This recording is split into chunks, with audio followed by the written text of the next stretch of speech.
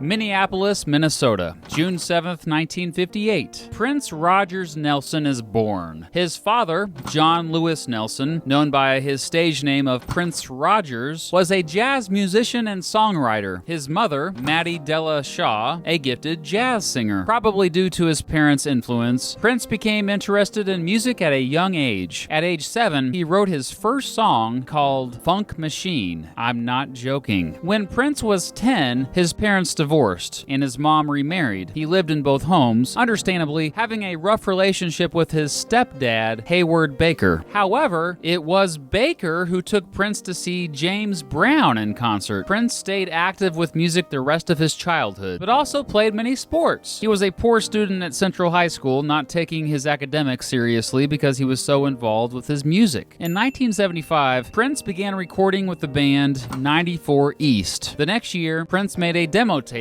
with producer Chris Moon. Moon couldn't get Prince a record deal with the demo, but he convinced businessman Owen Husney to sign Prince to a management contract. Husney helped Prince record a new demo at Sound 80 Studios in Minneapolis. With that demo and the marketing help of Husney's ad agency, Prince got interest from several record companies. At the age of 17, Prince ended up signing a 3-album deal with Warner Brothers Records. Well, dang, it was that easy? I guess school is overrated. Anyway, he headed to California to record his first album, an album in which he did everything. He produced it all, arranged it all, composed it all, and even played all 27 instruments on it. The only help he got was with the lyrics for the song Soft and Wet. Warner Brothers released the album called For You on April 7th, 1978. Reviews of the album were mostly meh. Soft and Wet reached number 12 on the Hot Soul Singles chart and number 92 on the Billboard Hot 100. The single Just As Long As We're Together reached number 91 on the Hot Soul Singles chart. Not a bad start there, Prince. Not a bad start. Prince was a workhorse, constantly and consistently writing, recording, and performing, and because of all that, improving. He formed a backing band to perform the songs he recorded live and quickly released his self-titled second album on October 19th, 1979. Look at the cover of the album. Just look at it. Critics were much more positive about this album, and it had a more varied sound to it, featuring the hits I Wanna Be Your Lover, which reached number 11 on the Billboard Hot 100 chart, Why You Wanna Treat Me So Bad, Still Waiting, and Sexy Dancer. The album ended up selling more than 3 million copies in the United States. On January 26, 1980, Prince got a lot of exposure for a performance on the popular show American Bandstand. He released his third album, Dirty Mind, on October 8th, 1980. This one became an instant classic and was quite a change in direction compared to his first 2 albums. For one thing, this one contained sexually explicit lyrics on it, and it freaked out conservatives across the country. It was also a revolutionary blend of all kinds of genres. While his first 2 albums were mostly funk pop, Dirty Mind was a mix of funk, new wave, R&B, and something else that was entirely unique to Prince. The album wasn't as commercially successful as his self-titled album, but it was definitely much more critically acclaimed. It featured the singles Uptown, Dirty Mind, and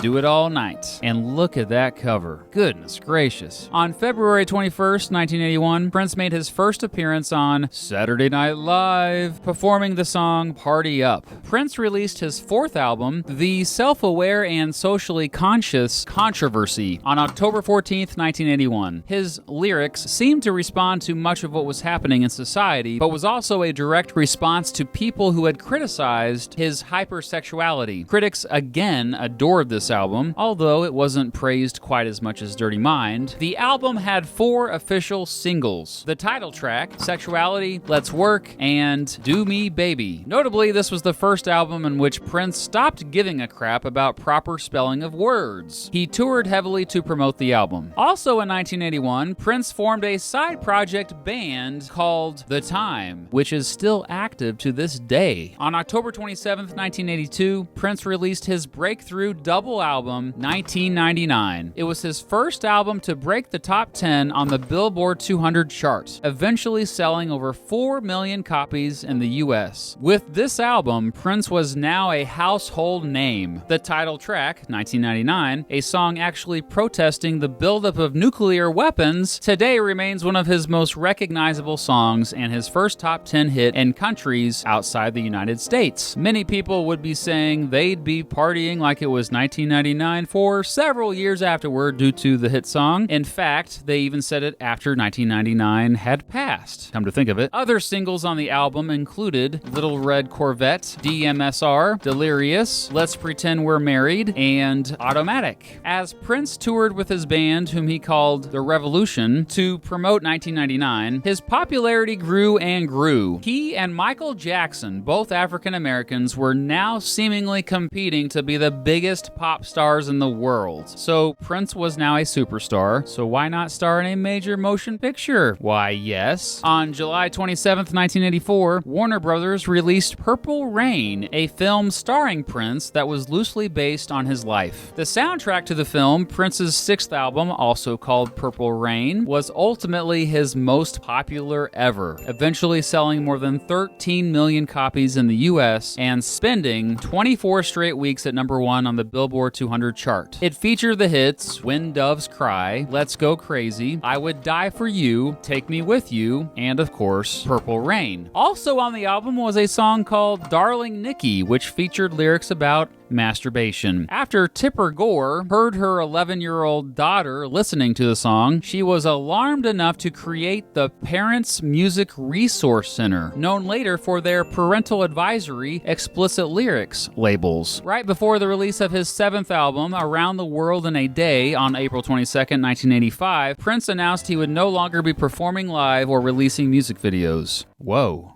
Prince barely promoted the album, which was much more experimental than Purple Rain, but it still managed to sell over 2 million copies and had 4 singles: Raspberry Beret, Paisley Park, Pop Life, and America. Oh, and this one was the first album also released by his record label he founded called Paisley Park Records, named after his recording studio, Paisley Park Studios. Critics were mixed about the album's psychedelic sound. They were much more positive, though, about his eighth album, Parade, which was released on March 31st, 1986, and also the soundtrack to the film Under the Cherry Moon. Prince, of course, was the star of that film, even directing it. The movie got horrible reviews. But back to the album. Oh my gosh, look at that cover. Look at it! This one had 4 singles: Kiss, Mountains, Another Lover Hole in Your Head, which was probably one of the best song titles ever, and Girls and Boys. Oh, and by the way, Prince wrote songs for a bunch of others. The same year Parade came out, he wrote a song for the Bengals called Manic Monday, which ended up becoming a huge hit. Around the time, Prince had a bunch of stuff he was working on the side, and he had planned to release it as a triple album under the title Crystal Ball, but Warner Brothers forced him to trim it to a double album. That ended up becoming his 9th album, Sign of the Times, released on March 31st, 1987. Critics absolutely loved this album. In fact, this was probably his most critically acclaimed album ever. Prince went back on tour to promote the album, but only overseas. Warner Brothers filmed the last 2 nights of the tour and released a film out of the footage. In addition to the title track, Sign of the Times featured the singles If I Was Your Girlfriend, You Got the Look, and I Could Never Take the Place of Your Man. So Prince had planned a new album called The Black Album, a more experimental album that incorporated elements of hip-hop. Warner Brothers produced more than 500,000 copies of it. It had nothing but a monochromatic black cover and the catalog number printed on it. However, Prince all of a sudden realized the album was evil and had it recalled. He went back to the studio and in 7 weeks recorded what would become his 10th studio album, entitled Love Sexy, released on May 10th, 1988. Look at that cover. I mean, you can't not look at that cover. Prince, you knew how to do album covers. Just saying. Anyway, this one received more mixed reviews and was his least successful album since Controversy. This one had 3 singles: Alphabet Street, Glam Slam, and I Wish You Heaven. Prince played 84 shows with his backing band to support Lovesexy. In 1989, he co-wrote songs with Madonna and worked on several side projects. Oh, and he recorded the freaking soundtrack to Tim Burton's Batman, released on June 20th, 1989, officially his 11th studio album. The soundtrack was a huge success after his previous album flopped. Prince did have to give up his publishing rights for the soundtrack, so that sucked for him. The Batman soundtrack had 5 singles: Bat Dance, Party Man, The Arms of Orion, Scandalous, and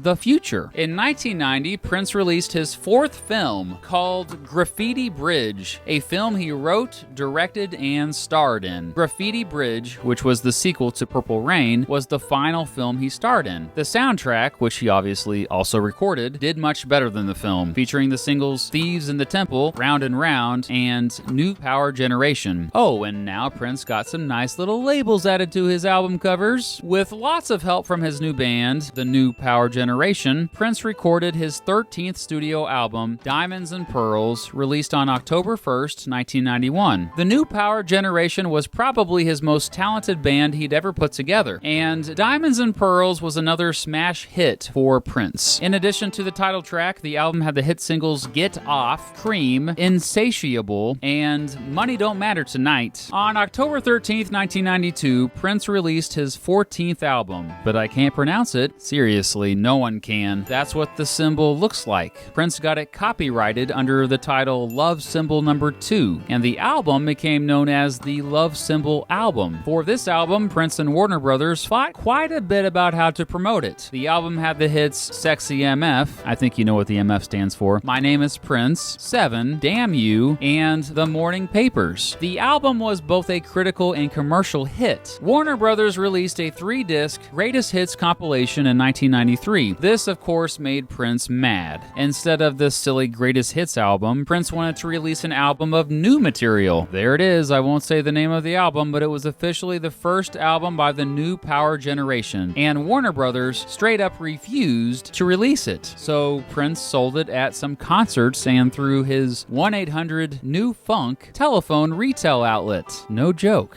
Not only that, but Prince had a bunch of other new material he recorded that Warner Brothers was not releasing quickly enough. So in rebellion to his label, he changes his name to the symbol no one can pronounce that I mentioned earlier. Because radio DJs around the world couldn't pronounce it, they began to refer to him as the artist formerly known as Prince, or simply The Artist. Beginning in 1994, The Artist began to release as many albums as possible to get out of his contractual obligations to his record label Warner Brothers, whom he now despised. He also began appearing at shows with the word slave written on his face as a way to protest his feeling like a slave to those contractual obligations. On August 16th, 1994, he released his 15th album, Come, which still referred to him as Prince in the album art. In addition to the title track, it had the singles Let It Go and Space. The album was kind of a flop. And remember the Black Album? The album he thought was evil, so he didn't release it? Well, Warner Brothers released it on November 22nd, 1994, even though tens of thousands of bootlegged copies were already all over the place. On September 26th, 1995, The Artist reluctantly released The Gold Experience, his 17th album. Critics overwhelmingly loved this album, and it had 3 singles: The Most Beautiful Girl in the World, which the artist apparently wrote about my wife, I Hate You, and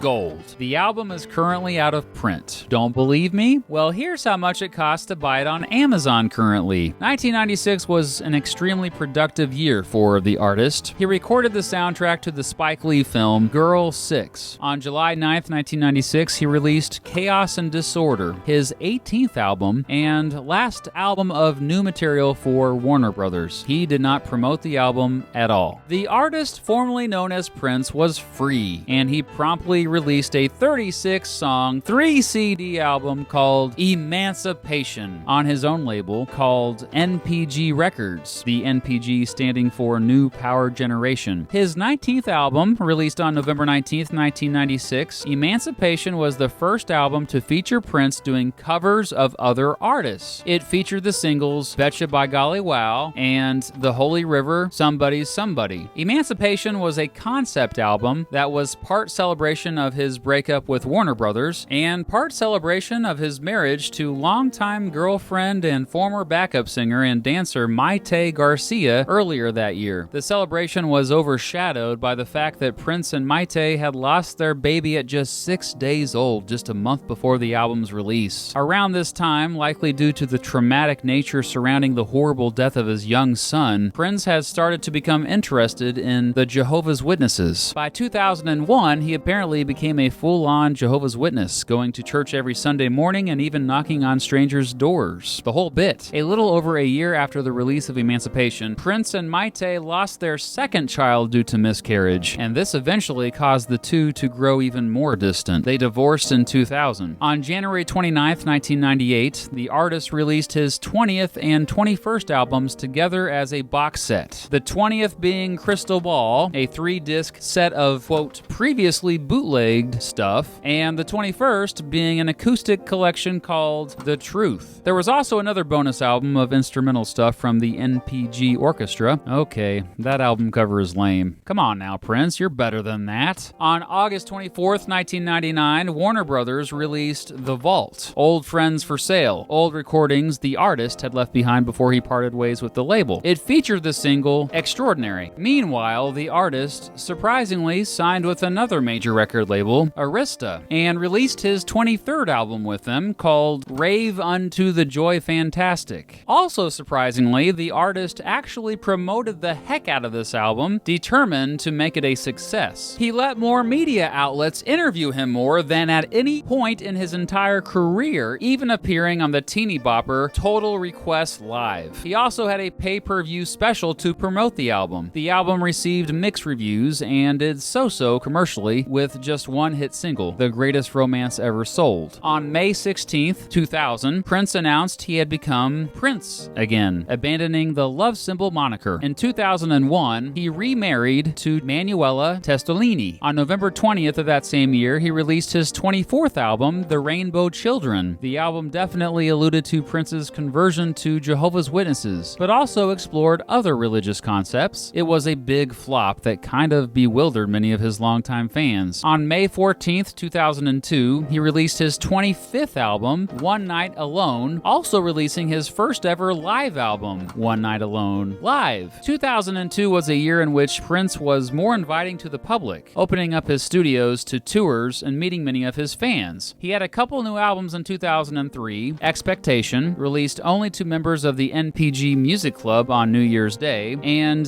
NEWS, released on May 26th. With these albums, it was as if Prince was trying to be obscure. NEWS, which featured 4 tracks, each 14 minutes long, is still the lowest selling Prince album to date. However, Prince returned to the national spotlight in 2004, performing a medley at the Grammys and becoming inducted into the Rock and Roll Hall of Fame. After his induction, he played in a George Harrison tribute performance with Tom Petty, Steve Winwood, and Jeff Lynne, in which he delivered one of the most amazing guitar solos ever. Columbia Records helped him release his 28th album, Musicology, on April 20th, 2004. Musicology became his most successful album since Diamonds and Pearls, receiving positive reviews and providing the singles Call My Name, Cinnamon Girl, and the title track. The North American tour to support the album, which Prince said was to, quote, bring back music and live musicianship, was one of the most commercially successful tours of all time. And guess what? 2 more albums in 2004, The Chocolate Invasion and The Slaughterhouse, both released on March 29th.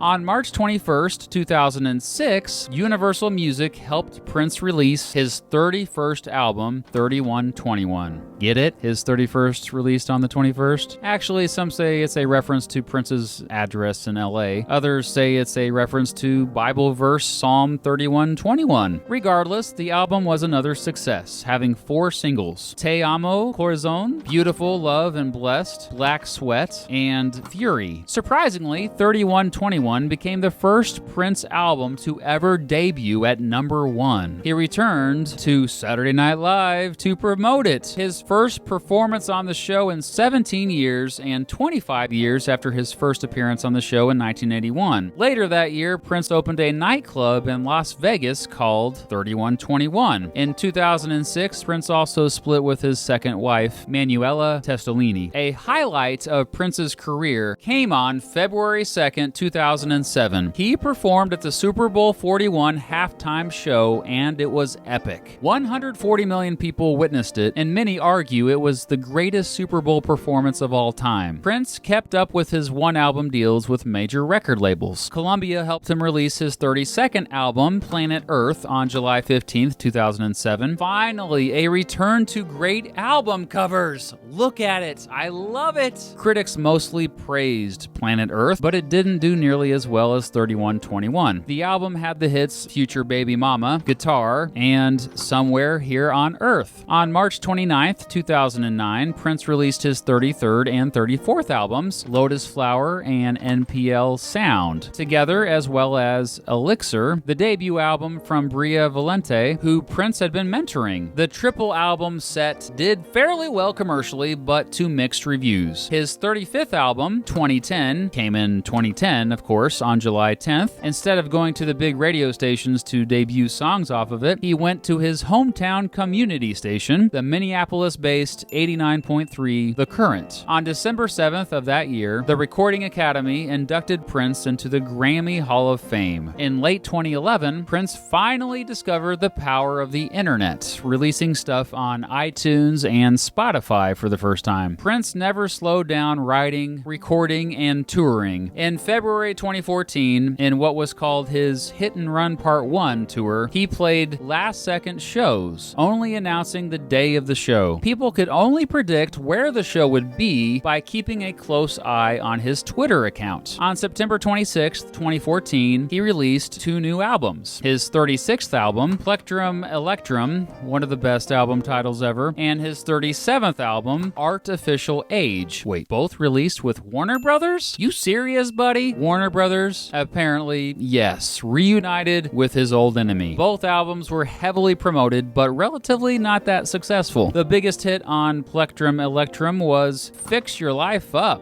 whereas Artificial Age had more singles like Breakfast Can Wait, Breakdown, and Clouds. Prince released his 38th album, Hit and Run Phase 1, on September 15th, 2015, and 39th album, Hit and Run Phase 2, released exclusively for streaming and purchase on the website Tidal on December 15th. In early 2016, he went on tour to promote the new music, where he performed at many smaller venues and played stripped-down shows. Just him and a piano. The tour was going amazingly well, but Prince fell sick in April, postponing shows and releasing a statement that he had influenza. Even though he wasn't feeling well, he performed a show in Atlanta on April 14th. It would be his final show. He flew back to Minneapolis, but his plane made an emergency landing at Moline, Illinois, where he was hospitalized after becoming unresponsive. After he recovered, he returned home and seemed to be getting better, making several appearances around town and saying he felt fine. However, on April 21st, 2016, police found Prince again unresponsive at Paisley Park. He died that day at the age of just 57. Medical examiners later ruled his death caused by an accidental overdose from the drug fentanyl. Fans across the world held vigils and tributes in his honor. Paisley Park became a sort of shrine and is now a major tourist attraction. Some report Prince left so much unreleased music that he could have released a new album every year for the next century. He was also in the process of writing a memoir before his death.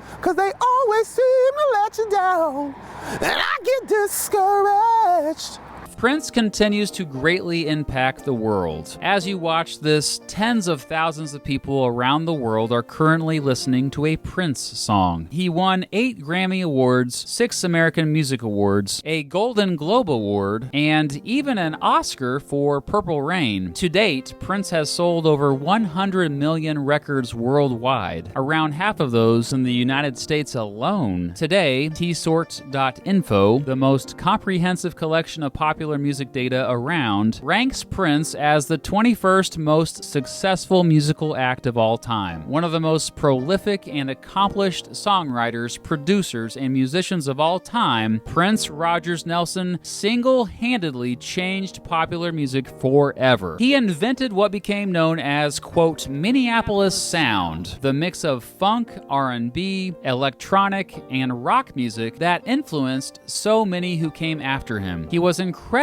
unique, often demanding everyone in the industry follow him. He never chased trends. He created them. And while the world continues to miss him, he has left so much behind for all of us to continue to enjoy.